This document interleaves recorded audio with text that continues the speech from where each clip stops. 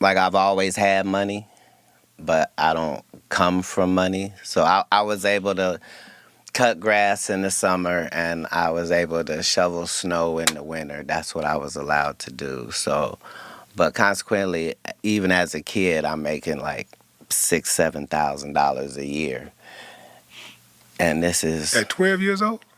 before that, at 10. At 10, just because that's what I was allowed to do, and I'm a hustler by nature. Like if I get a hold of a lick, I want to see how many times it flips, not if it flips. You know what I mean? So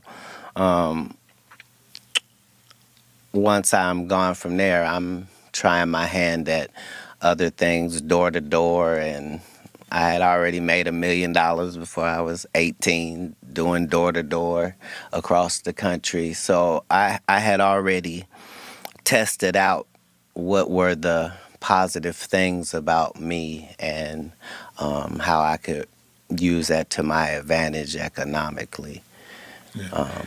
from an Is, early age. is it true that you emancipated yourself from your parents at 13?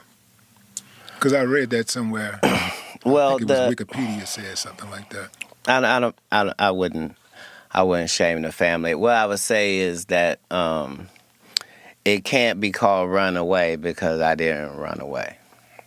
Um, I left, but I don't tell that part of the story just because there's a zero chance that if a young person listens to me and follows my example on that, that they'll be okay.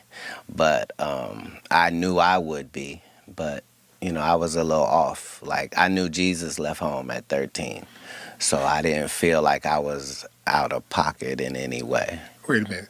Are you saying that at 13 years old you was cognizant of the story of Jesus leaving home at 13 years old? I had been accepted to college before I was 12, so I was already a little bit more advanced than um, your average child. I had probably read 10,000 books at that period in my life. So I was blessed in that way. But as you know, you can't really just live on that.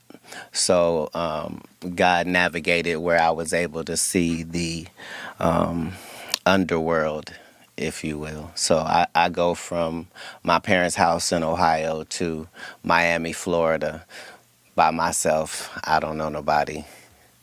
And that's where the story begins. But